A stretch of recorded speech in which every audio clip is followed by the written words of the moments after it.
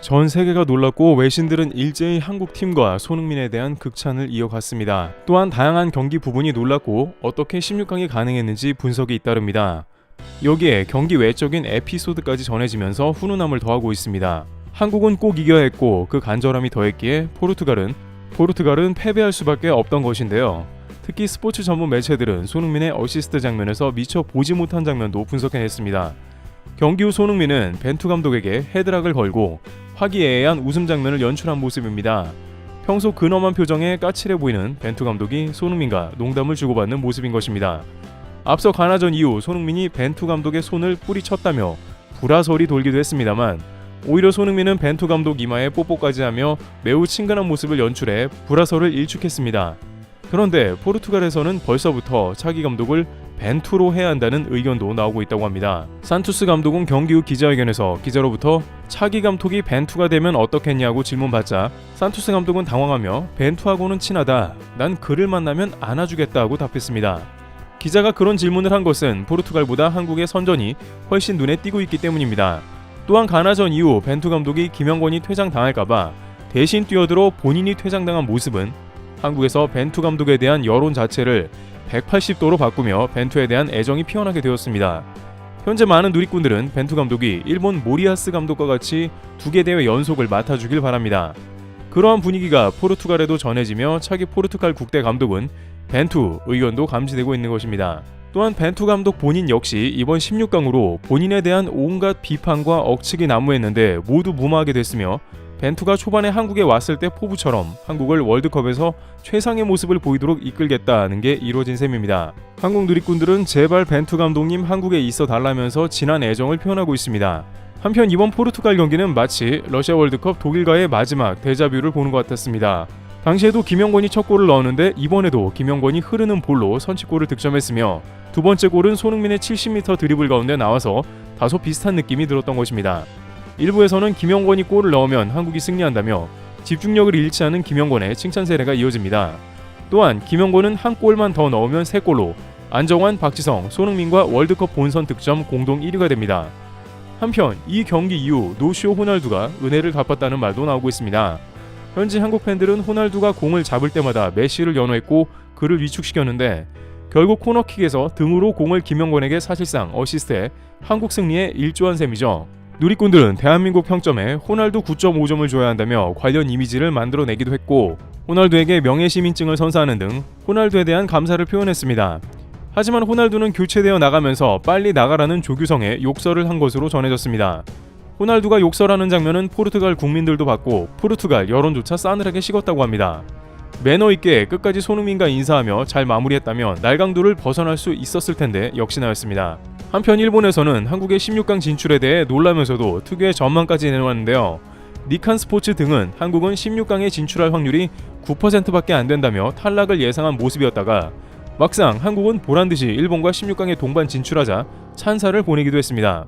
일본 네티즌들은 호날두에 복수했다라며 그것이 16강을 이끌었을지 모른다고 했습니다. 그런데 역시 그들의 김칫국 드링킹은 한국보다 일본이 한 수 위라는 것을 보여주고 있는데요. 일본 복수의 언론에서는 사상 최초로 월드컵 8강 한일전이 열릴 수 있다고 전했습니다. 일본은 준우승팀이었던 크로아티아와 16강에서 격돌하며 한국은 최강 브라질과 맞붙는데도 1매체의 스포츠니아카는 아시아가 이 기세라면 최초 한일 8강전이 성사될 수 있다고 했습니다. 하지만 일각에서는 이러한 일본의 허언증과 같은 말도 현실이 될 수 있다는 지적도 나옵니다. 실제 G조에서 카메룬이 브라질을 잡기도 했으며 일본이 지금까지 스페인, 독일 이기고 16강 간다고 주구장창 모리아스 감독이 얘기한 것이 실제가 되었고 한국 누리꾼들도 한일전 기대하겠다고 말합니다. 1999년 브라질을 1대0으로 이긴 경험이 있는 한국이기에 내심 선전을 바란다는 의견도 나왔습니다. 이강인도 일본의 절친 구보가 8강에서 만나자라는 인사를 전했다며 한일 간 선전을 기원했습니다. 브라질은 어쨌든 마지막 경기에서 일부러 패한 것도 아니라 그다지 좋은 흐름은 아니며 반면 한국은 1무 1패에서 기사회생했기 때문에 기세가 강한 흐름으로 가니 나쁘지 않아 보입니다. 한편 가나 역시 마지막에 우루과이 바지가랑이를 끝까지 잡고 늘어져 2대0으로 끝을 맺었습니다. 전생의 네티즌들은 오징어 게임 패러디를 하며 가나가 우루과이를 잡고 추락했다고 농담합니다. 한국이 또 16강이 되려니까 이렇게 여러가지 요소가 결합이 되면서 마지막에 운이 따라줬습니다.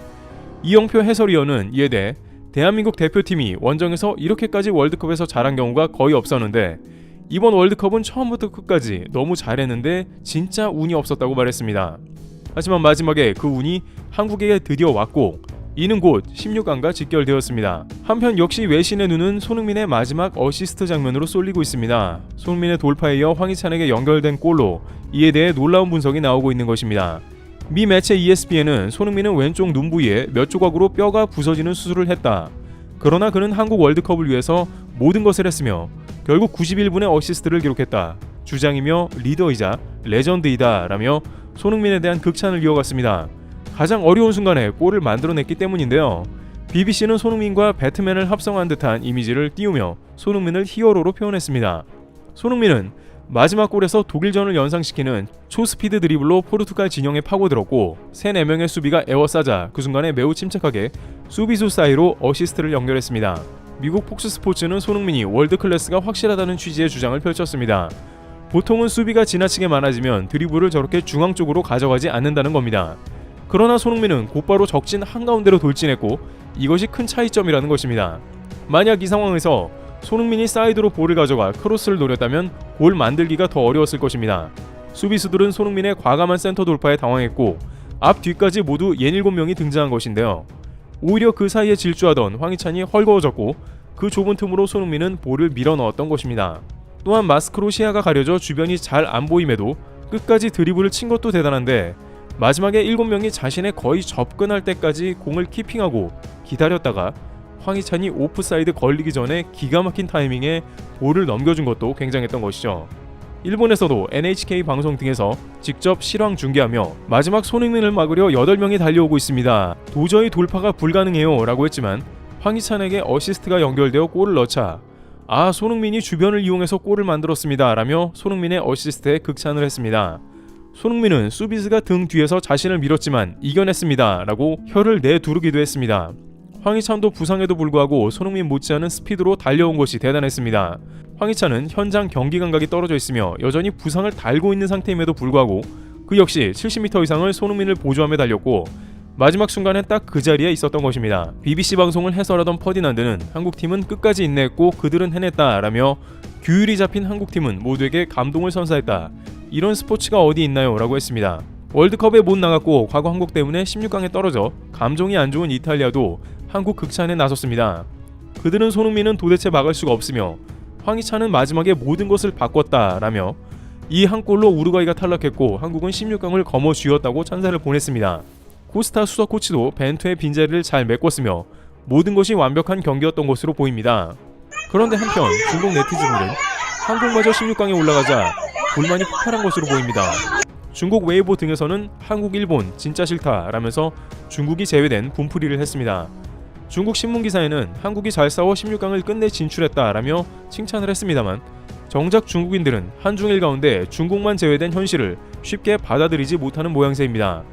한 중국인은 48강이 싸우는 2026년 미국 월드컵엔 중국이 어떻게든 나갈 수 있다며 희망을 불태웠습니다.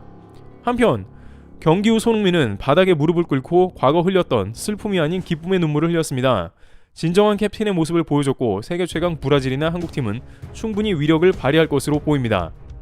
트래블TV였습니다. 감사합니다.